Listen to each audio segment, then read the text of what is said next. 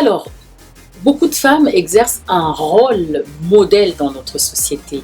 À ces femmes-là, qui ont eu l'opportunité, n'est-ce pas, d'aller plus loin que d'autres, d'exercer un rôle à responsabilité dans la société.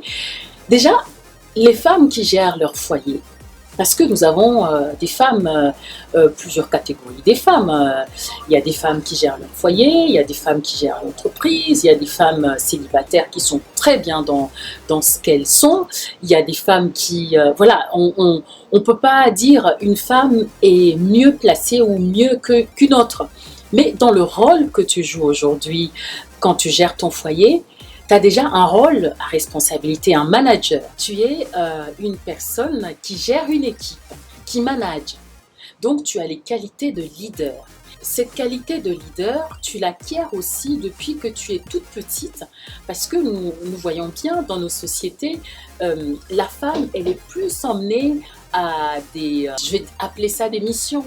Les parents lui demandent de veiller à ce que tout soit bien fait à la maison, à ce que la cuisine soit faite, à ce que les petits à la maison, les petits frères et sœurs soient propres, bien lavés au retour de classe, à ce que le linge soit propre.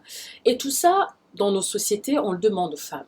Certes, ça évolue aujourd'hui, il y a des moyens qui font que, et il y a aussi des parents qui emmènent leurs garçons à participer aussi à la gestion quotidienne du ménage.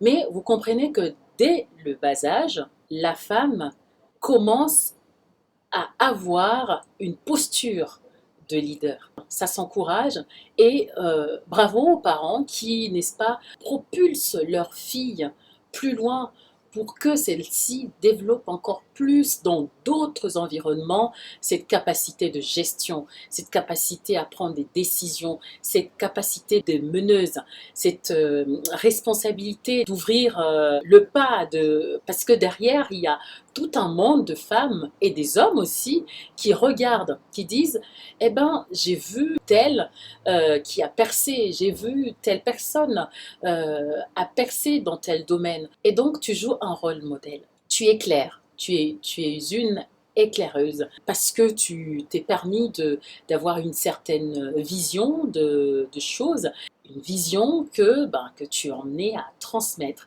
Alors, femme modèle, donne-toi cette permission aussi de parler de toi, de parler de ce que tu as réalisé, de parler de ton parcours.